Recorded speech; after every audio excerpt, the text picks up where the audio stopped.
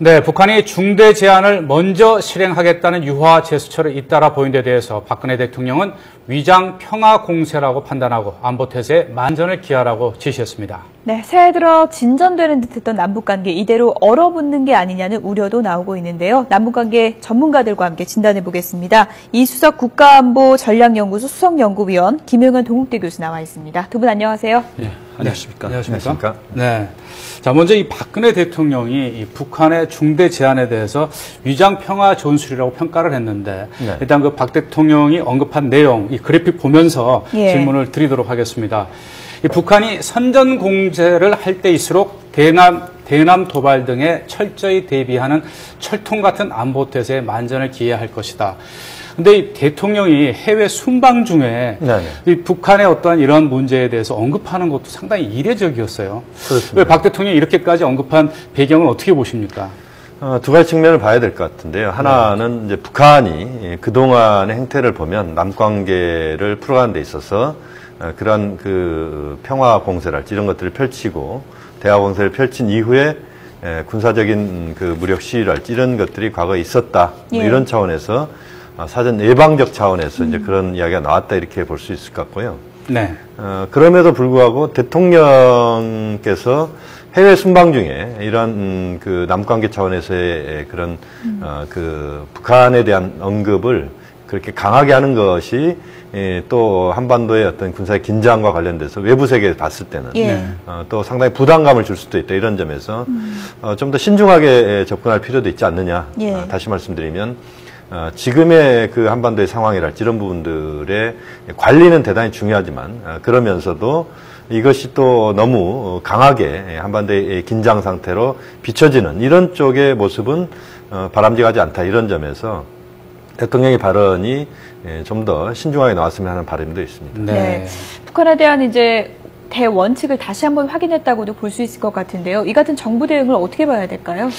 나름대로는 지금 현 시국에서는 적절한 대응이라고 이제 판단될 수 있습니다. 왜냐하면 북한이 중대 제안을 했지만 사실 그 제안의 내용들을 보면 첫 번째가 상호 비방 중지, 두 번째가 한미 합동 군사 훈련 연습 중단, 세 번째가 비핵화 조치에 대한 어떤 제안들인데 사실 그동안 이렇게 북한의 그 대남 태도라든가 정책을 보면 대남 비방 중상을 한 것은 이제 북한 측이 그동안 계속 쭉 해왔었고 또 무엇보다도 저는 박 대통령이 그 북한의 도발에 대비해야 한다는 것은 아마 한미 군사 합동 훈련을 북한이 중지했다는 데서 우리 주목할 필요가 있습니다.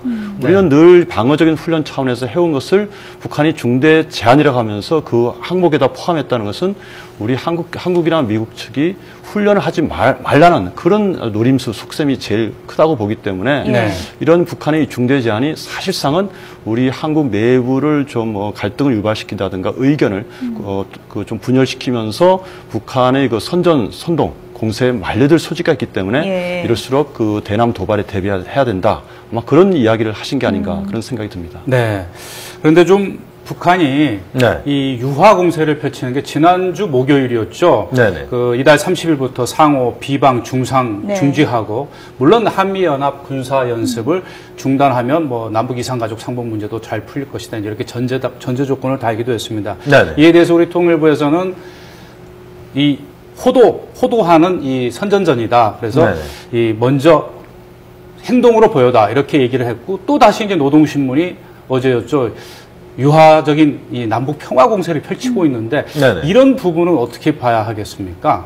단순히 진정성이 없는 그냥 유화 공세로 봐야 하는 건지 아니면 뭔가 그 김정은이 신년사에서 밝혔던 남북 관계 개선의 의지가 있는 것으로 봐야 하는지요? 사실 오늘도 북한에서는 이제 그 평화 공세를 펼쳤다 이렇게 볼 수도 있습니다. 오늘도 이제 그런 이야기가 나왔었는데요. 두 가지 측면입니다. 하나는 말씀하신 것처럼 북한이 지금의 상황을 풀어가는 데 있어서 명분을 축적하는, 다시 말씀드리면 한반도에서의 군사적 긴장을 유발시키고 있는 것은 한미연합 군사훈련이다. 남측과 미국의 책임이 있지 북한에겐 책임이 없다. 이걸 통해서 그 국제사회의 그런 자신들의 그 입장들을 강하게 표출하고자 하는 그런 명분삭형 측면이 하나 있다. 이렇게 봐야 될 것 같고요. 또 하나의 측면은 이제 북한 나름대로 그 김정은 제1위원장 신년사를 필두로 해서 대화를 하자는 입장들을 지금 계속 연장을 시키고 있다 이렇게 봐야 되거든요. 그런 속에서 북한이 남관계를 풀어가면서 뭔가 자신들이 남관계에 이니셔티브를 진다. 남관계에 지금의 주도권을 쥐는 그런 흐름들을 만들어 가겠다. 이런 차원에서의 두 가지 목적이 깃든 그런 공세다. 이렇게 평가할 수 있겠습니다. 네. 우리 이 박사께서는 어떻게 보십니까? 북한은 보면 그 신년 초에 항상 유화적 자세를 취했습니다. 2010년, 2011년에도 다 남북 당국자회담 제의하기도 하고 또 국회회담 제의하기도 하고 심지어 남북 정당 사회단체 연석 회의까지 제의했습니다. 그래서 한때는 우리 한국 사회 내부에서 북한이 그 사회단체 정당 그 연석회를 제의하니까 오히려 기준이 어디까지 하느냐, 또 정당이 포함되느냐, 사회단체를 왜 포함시키냐면서 오히려 우리 한국 사회 내부에서 숱한 논란만 키운 채 제대로 회담은 하지 않았습니다. 그래서 정작 우리가 북한에 대해서 당국자 회담이라든가 우리 공식 회담을 제의할 때는 북한이 또 응하지 않았습니다. 그러니까 북한은 연초에 이런 유화 공세를 좀 취하면서 결국은 한 3, 4월 가면 다시 또 강경 자세를 취해왔던 것이 지난 한 2010년부터 쭉 어떤 그 공통된 특징이라고 볼 수 있습니다. 그런데 중대 제안을요, 이번에 보면은 조평통 이름이 아니라 국방위 이름으로 했기 때문에 좀 더 다른 때보다 무게를 싣고 조금은 좀 달라진 모습을 보여주는 게 아니냐는 또 시각도 있었는데요. 예, 그렇습니다. 그것은 신년사에서 김정은이 그 남북관계, 북한식 표현대로하면 북남관계 이제 분위기 조성이 필요하다 했기 때문에 여기에 대한 그 후속 조치 차원에서 뭐 조평통이 할 수 없었을 것이고 이제 김정은 제1위원장이 있는 국방위원회 이름으로 좀 자신들 입장에서는 좀 격을 높여서 본격적으로 이제 남한의 우리 한국 측에 대해서 이제 제의를 해보겠다는 아마 그런 의도라고 보여집니다. 네, 우리 이 박사께서는 뭐 해마다 좀 해오는 그러한 어떤 관행에서 많이 벗어나는 건 아니다. 이렇게 보셨고, 특히 이제 앞서도 언급을 했지만 박 대통령이 특히 도발에 만전을 대비를 해야 된다. 네. 그리고 우리 국방부 장관도 1월에서 3월 사이에 북한의 도발 가능성이 굉장히 높다 이렇게 보고 있는데 한미 군사 연습이 진행되는 도중에 북한이 국지적인 뭐 도발이 됐든 어찌 됐든 그러한 것을 감행할 도발할 가능성이 있다고 보십니까? 저는 한미 군사 연습이 진행되는 과정에서는 그 가능성은 상당히 낮다고 봅니다. 과거에도 보면은 북한이 무력 행동을 했을 경우에 대체로 보면은 한미 훈련이 끝난 직후이거나 또는 이전이거나 이런 상황들이었습니다. 다시 말씀드리면 한미 군사훈련이 진행되는 과정에서는 북한이 군사적 행동을 펼치는 경우는 거의 없었다.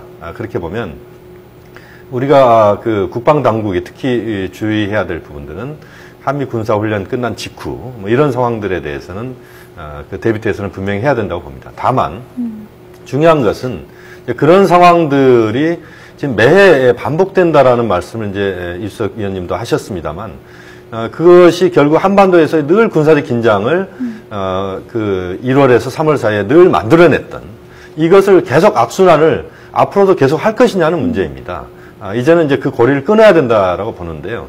그렇게 본다면 한미 당국의 입장에서도 이러한 사태들이 지속되는 부분들에 대해서 좀 더 신중하고 면밀하게 검토를 할 필요가 있겠고, 북한도 사실은 이런 식으로 계속 그 대남 강경 공세를 펼쳤을 경우에 북한 나름대로도 굉장히 그 자신들의 힘을 빼는 그리고 상당한 부담을 안게 되는 이런 것들이 있기 때문에 이제는 좀 더 큰 차원에서 우리가 1, 3월 달에 늘 위기설을 그 계속 끌고 갈 것이 아니라 이것들을 고리를 끄는 이런 근본적인 노력을 이제는 좀 기울일 필요가 왔다. 그 시점이 왔다. 이렇게 말씀드립니다. 어떤 흐름이 예상되십니까? 북한의 경우에 지금 대화 공세를 계속하고 있는 상황이고요. 그리고 이제 이산 상봉을 일단 거절하면서 좋은 때 하자고 이제 유보해 놓은 상태 아니겠습니까? 그렇습니다. 3, 4월이 됐을 때 북한이 강경 모드로 갈 가능성이 크다고 보십니까? 아니면 좀 구체적인 대화 공세를 이어갈 거라고 보십니까? 저는 그 강경 공세보다는 대화 쪽의 입장을 북한이 펼칠 가능성이 있다고 봅니다.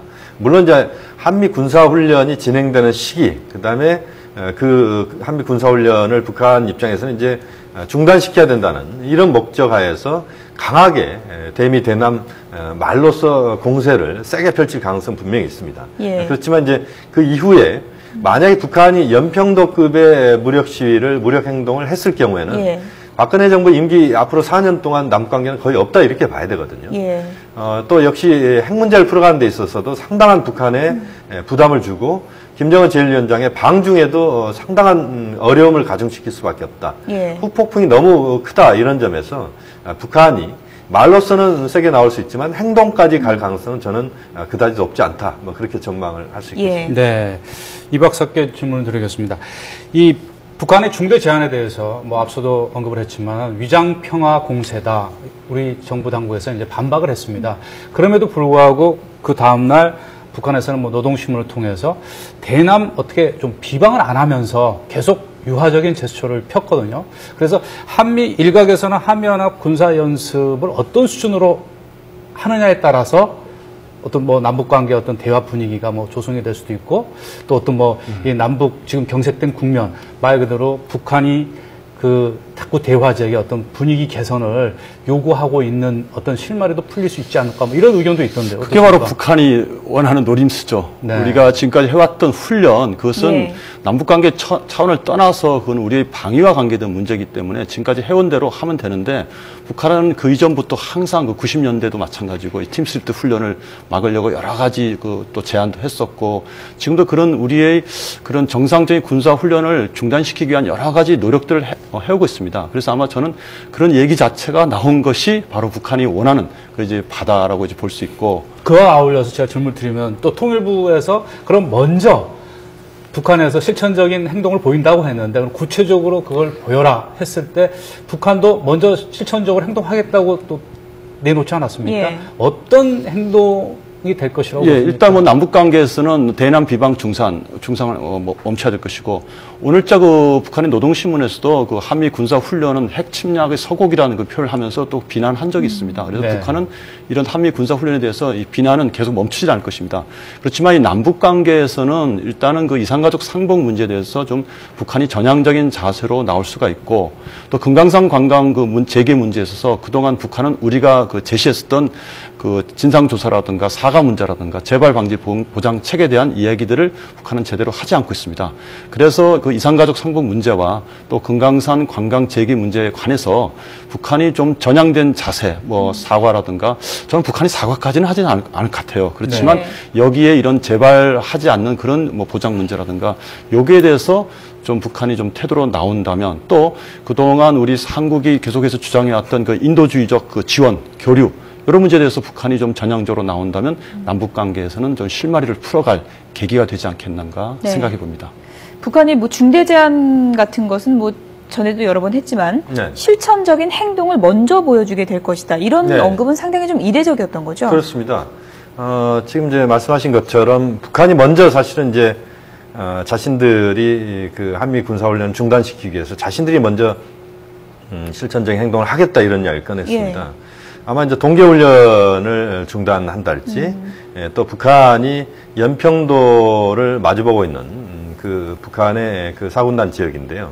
그 지역에 그 지금 상당한 그 군사력이 밀집되어 있는 부분이 있는데 그것을 뭐 좀 뒤로 뺀달지 이런 식의 그 유화 제스처를 취할 가능성도 있습니다. 오히려 북한은 지금의 국면에서 남측보다는 북한이 뭔가 지금 남북관계 또는 한반도의 전반적인 상황을 북한이 지금 끌고 가고 있다 이렇게 지금 판단을 하고 있는 것 같습니다. 예. 그러면서 한미 군사훈련에 이제 자신들의 입장에서 봤을 때 이제 부당성 또 그것을 그 중단시키기 위해서 먼저 선제적으로 그러한 군사적인 조치들을 취하겠다. 그렇게 나올 가능성이 있고 그것은 네. 뭐 구체적인 어떤 행동보다는 아마 그 상징적인 차원에서의 네. 행동으로 나올 가능성도 있다라고 봅니다. 중대 제안의 내용이나 이런 걸 떠나서 어떻습니까? 장성택 처형 이후 이제 북한 내부가 어떻게 흘러갈 것인가가 상당한 관심이었는데 네네. 일단은 남북 관계에 대해서는 좀 적극적이다 이렇게 봐도 되는 걸까요? 그렇습니다. 지금 뭐 장성택 행정부장 처형 이후에 우리가 우려했던 부분은 예. 북한의 그러한 그 장성택 처형 이후에 내부 결속을 위해서 대남 군사 부분을 아주 강하게 드라이브를 걸면서 남북관계를 어렵게 만드는 거 아니냐 이런 우려가 있었는데 예. 오히려 북한은 지금 대남 평화공세, 대화공세를 지금 펼치고 있습니다. 이제 이런 과정들 속에서 우리 정부가 조금은 유연하게 또 대범하게 좀 나갈 필요가 있다라는 측면도 있다고 봅니다. 네. 이산가족 상봉 문제랄지 이런 것들을 비롯해서 예. 전반적으로 정부의 어떤 유연성도 한편으로는 또 발휘될 필요가 있다고 봅니다. 예. 잠시 속보를 전해드리고 또 예. 대담을 이어가도록 하겠습니다. 이 하얼빈역에 안중근의사 기념관이 개관됐다는 소식이 들어왔네요. 네, 오늘부터 정부 관리하에 무료로 개방이 될 예정이고요. 지난해 6월 박근혜 대통령 한중 정상회담 이후에 후속 조치로 지금 보입니다. 네, 중국 정부가 이 기념관 개관을 비밀리에 진행을 해서 오늘 처음으로 일반인들의 공개를 했다고 합니다. 네, 우리 정부가 이제 환영 의사를 표했는데요. 일본에서는 반발이 예상이 되고 있습니다. 네, 이 중국과 일본 또 한국과 일본 사이의 과거사를 놓고 굉장히 갈등을 빚고 있는 가운데 이 중국 하얼빈역에 이 안중근 의사 기념관이 개관됐다는 소식 상당히 의미가 있는 것 같습니다. 관련 소식 들어오는 대로 다시 전해드리도록 하겠습니다. 계속해서 이 대담 이어가도록 하겠습니다. 이 박사님께 질문을 드리겠습니다. 이 중대 제한이라고 하는 게 이제 이 박사께서는 해마다 되풀이해오는 그 수준에서 많이 뛰어넘지 않은 것이다. 또 우리 박 대통령도 그런 언급을 했고요. 이 도발 가능성이 높기 때문에 만전에 대비해야 된다.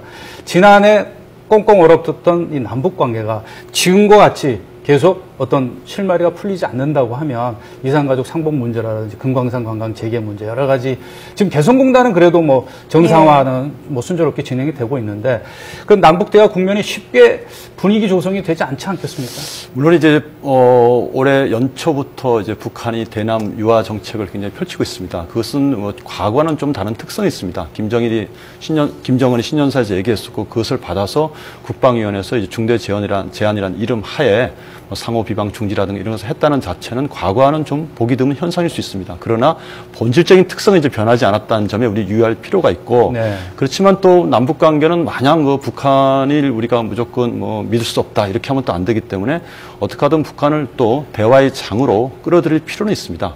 그렇기 때문에 그 북한의 그 제안들이 어떻게 본다면 좀 비현실적인 부분도 있고 우리가 수용할 수 없는 그런 부분도 있지만 또 한편으로는 또 받아들일 수 있는 부분은 또 받아들일 그런 또 여지도 아마 있다고 봅니다. 그것은 아까 우리 김용인 교수도 얘기했지만 뭐 대남 비방 중지라든가 이것은 북한이 지금부터라도 하지 않으면 됩니다. 우리 정부라든가 우리 대통령에 대한 그 비난을 일제 먼저 중지하면 그다음 그러면 우리도 역시 거기에 대한 상응 조치를 하게 되고 그러면 이제 신뢰 협력이 또 쌓여질 것이고 그 다음에 뭐 이산가족 상봉은 지난번에 이제 9월달에 하려다 말았기 때문에 이미 모든 준비가 다 돼 있습니다. 그것은 실행만 하면 됩니다.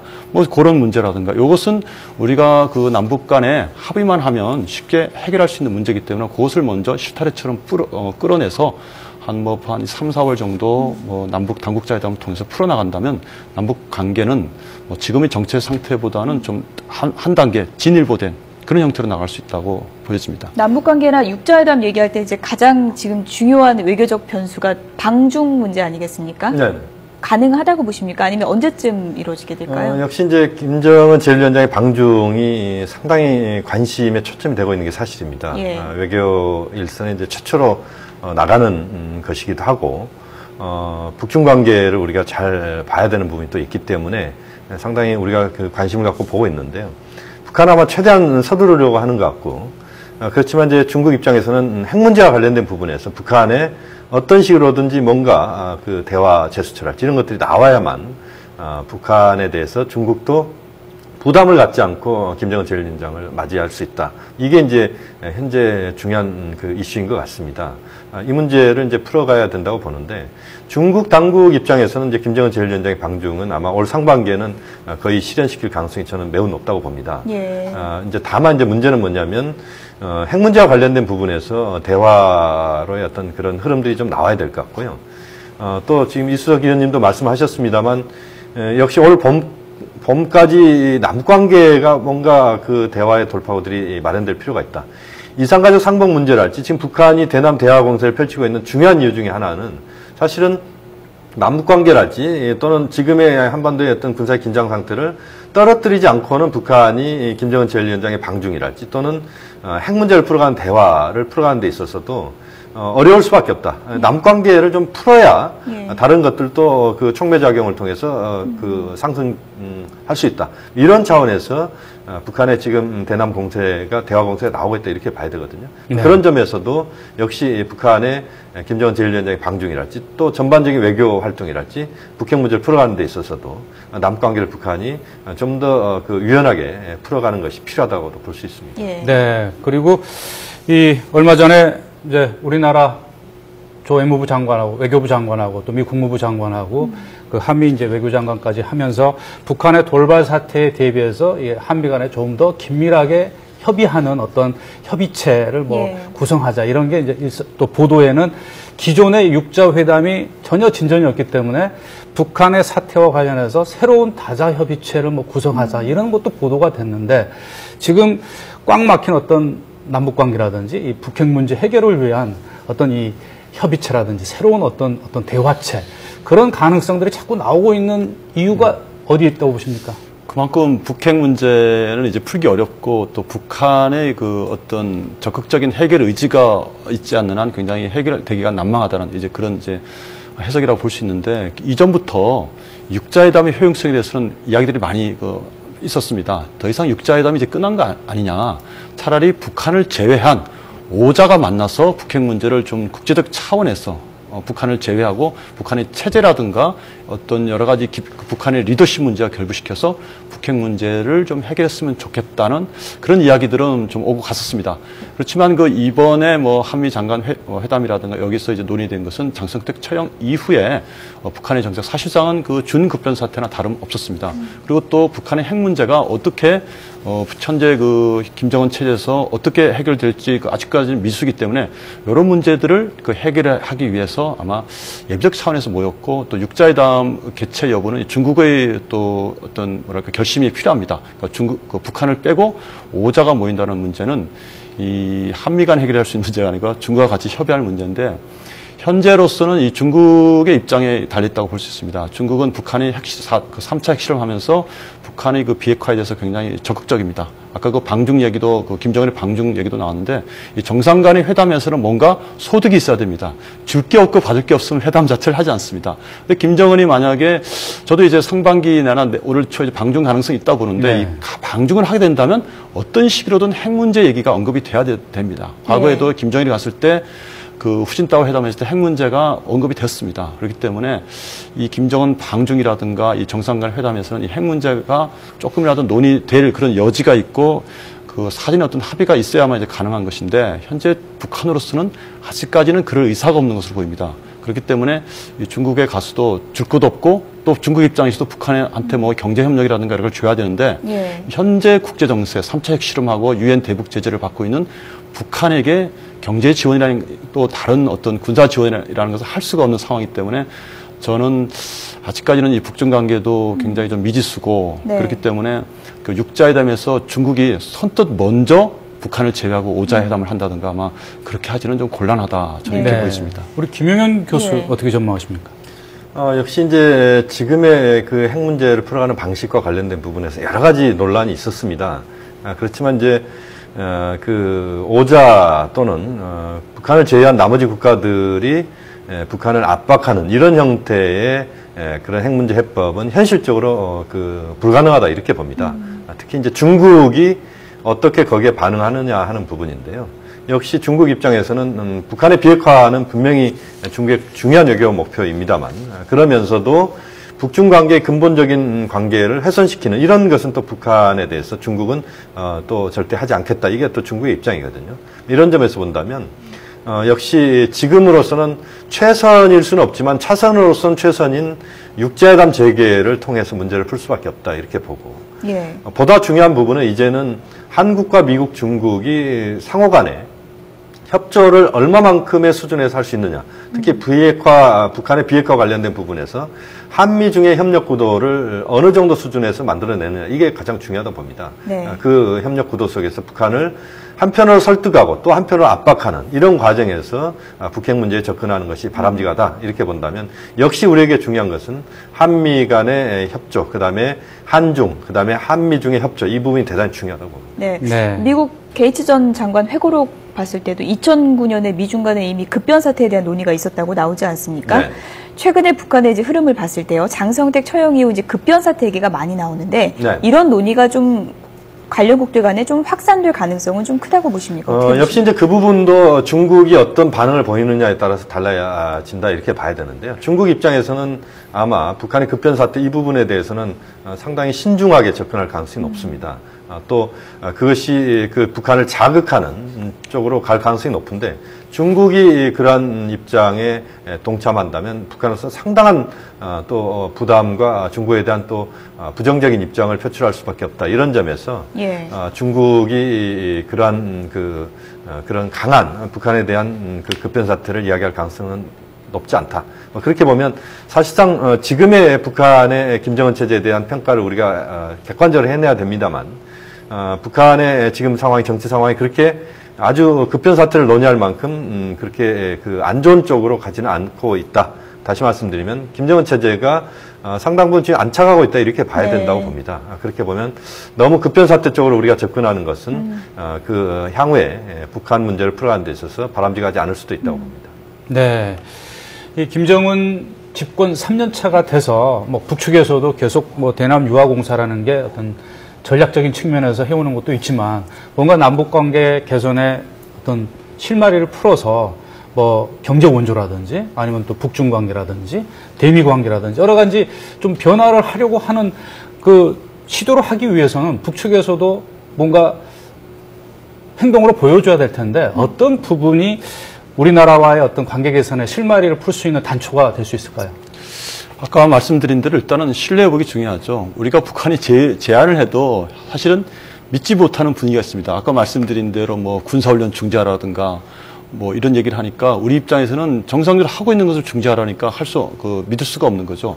그래서 북한으로서는 일단은 무엇보다도 신뢰를 회복하기 위한 기본적인 그 자세, 정책들이 필요하지 않겠는가. 그래서 이산가족 상봉이라든가 인도적 교류 지원이라든가 중요하고 무엇보다도 이 국제사회의 신뢰를 얻는 방법은 핵 문제에 대한 그 해결의 의지입니다. 예. 핵 문제를 해결하는 데는 뭐 핵을 포기하는 데는 한 5, 6년, 7, 8년 걸리기 때문에 당장에 해결하라 뭐 이런 건 아닙니다. 그래서 다만 이 국제사회가 마련한 이 다자간 틀에 나와서 그것은 이제 육자회담일 수도 있고 아니면 뭐 북미회담일 수도 있고 또 남북회담일 수도 있습니다. 이런 이 회담 틀에 나와갖고 핵 문제 해결에 대한 그 의지를 밝히는 것이 중요합니다. 그리고 의지를 밝힌 다음에 거기에 대한 구체적인 실행을 하고 이런 여러 가지 이야기들을 논의하는 것이 북한으로서는 진정성 있는 어떤 제안이고 진정성 있는 그 행동이라고 볼 수 있습니다. 네, 끝으로 우리 김 교수께서도 네. 북측이 어떤 관계 개선을 위한 실마리를 풀기 위해서는 어떤 행동을 하는 것도 중요하지만 또 우리 측에서도 어떤 노력이 필요할까요?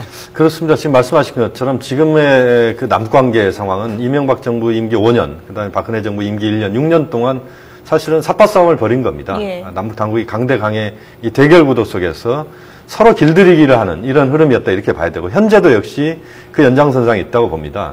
우리 정부가 좀 더 유연하고 좀 더 대범하게 나갈 필요가 있다. 특히 이산가족 상봉 문제를 풀어가는 데 있어서 금강산 관광 재개를 북한이 요구하고 있는 부분을 우리가 좀 더 유연하게 좀 접근할 필요가 있다고 보고요. 그런 금강산 관광이 지금 중단된 게 한 6년 됐습니다. 예. 이렇게 본다면 좀 더 우리가 대범하게 나가면서 북한이 대화로 나오게 하는 그런 방법들도 좀 모색할 필요가 있겠고 또 우리가 북핵 문제를 풀어가는 데 있어서 역시 마찬가지입니다만 좀 더 우리가 판을 주도하면서 나가기 위해서는 북한에 대해서 한편으로는 강하게 압박을 하면서도 또 한편으로는 대화로 나올 수 있게 만드는 그런 유연성들을 좀 발휘하는 이런 지혜도 요구된다. 이런 점에서 정부가 북한의 행동에 대해서 또는 북한의 말에 대해서 그대로 즉자적으로 반응하기보다는 좀 더 유연하게 그 입장들을 갖고 접근하고 또 실천하는 그런 노력도 요구된다고 봅니다. 네. 네. 앞으로 남북관계 기상도가 어떻게 전개돼 나갈지 좀 지켜봐야 될 것 같습니다. 이수석 국가안보연구소 전략연구소 수석연구위원 김효관 동국대 북한학과 교수였습니다. 두 분 고맙습니다. 고맙습니다.